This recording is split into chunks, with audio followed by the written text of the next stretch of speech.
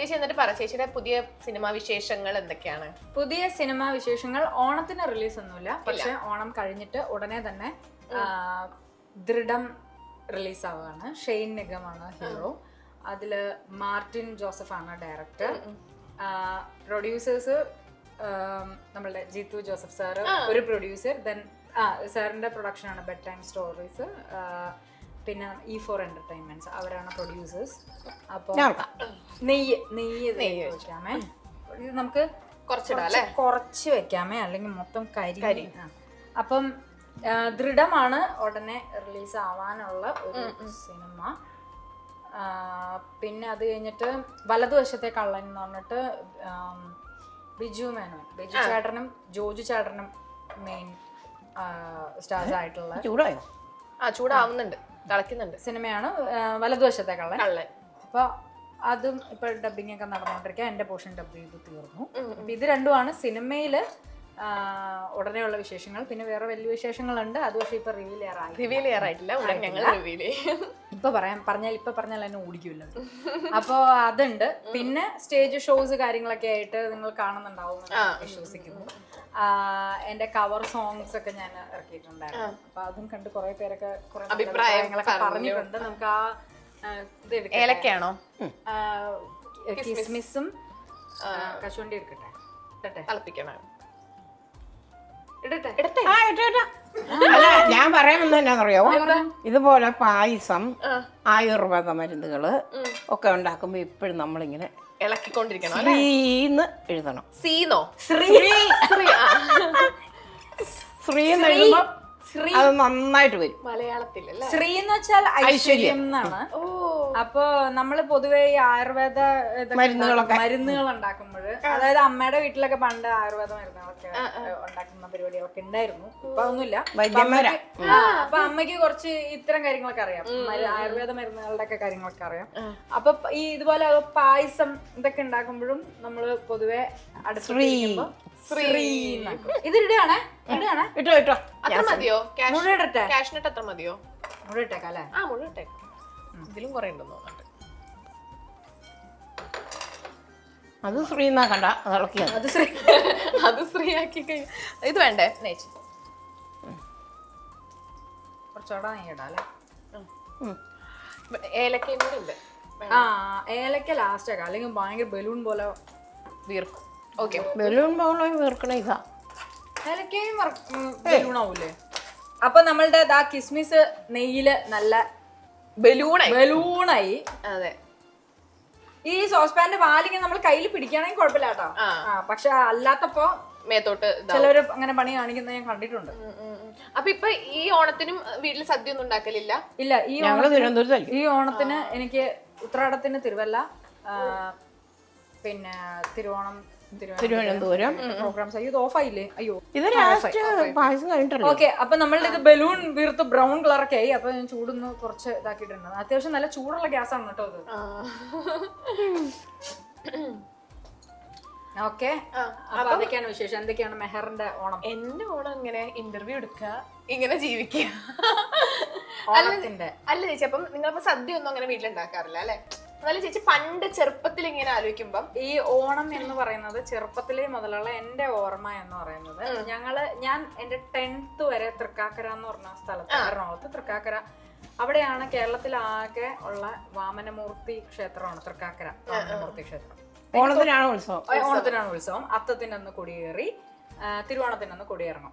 അപ്പൊ എന്റെ ഓർമ്മക്കാലം മുതല് ഓണം എന്ന് പറയുന്നത് ആ അമ്പലവും ഉത്സവവും ആനകളും. പിന്നെ ഞാൻ ആ അമ്പലത്തിൽ തന്നെയാണ് അരങ്ങേറിയത്, 3 വയസ്സിൽ അരങ്ങേറിയത്. എന്റെ ഡാൻസും പാട്ടും അവിടെ തന്നെയാണ് ഞാൻ അരങ്ങേറിയത്. അപ്പൊ അത് ഈ ഉത്സവത്തിനൊക്കെയാ.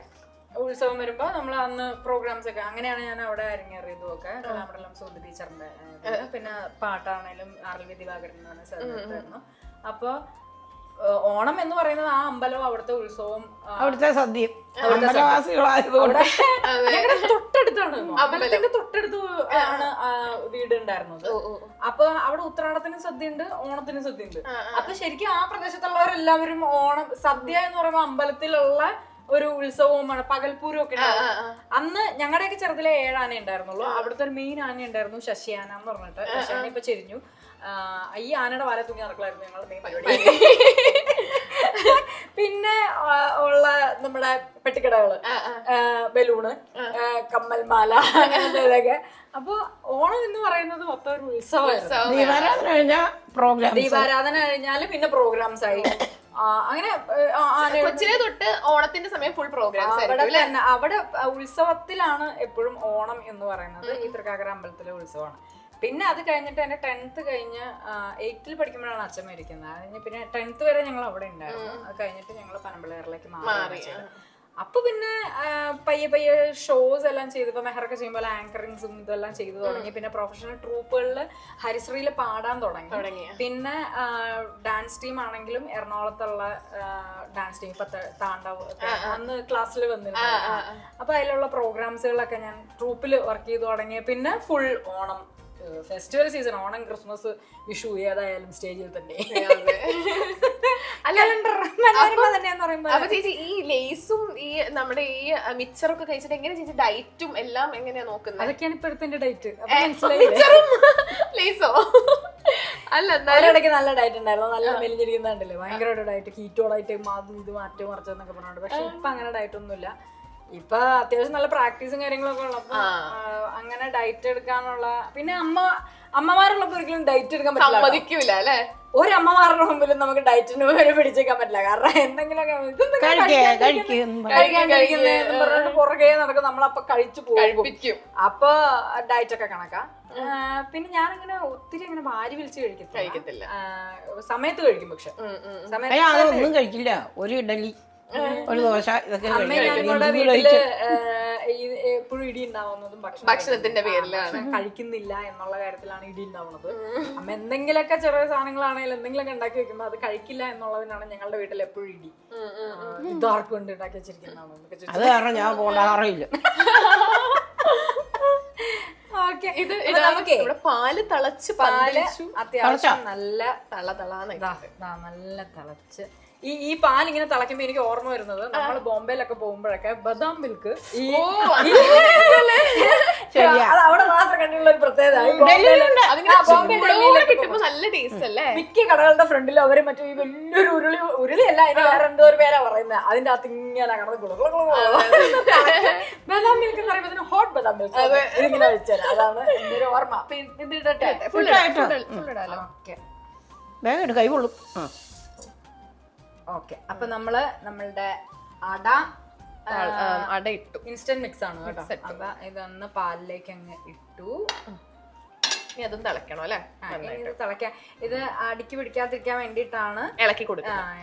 ശ്രീ എഴുതണം. അതെ അതെ. അപ്പൊ എല്ലായിടത്തും ചെല്ലും.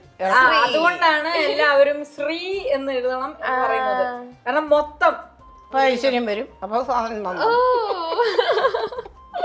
മൊത്തത്തിൽ ഈ ഒരു ടിപ്പ് ഞാൻ ആദ്യമായിട്ടോ കേൾക്കുന്നേ. അത് കുറച്ച് കാരണന്മാരുടെ അടുത്തൊക്കെ ചോദിച്ചറിയാൻ പറ്റും.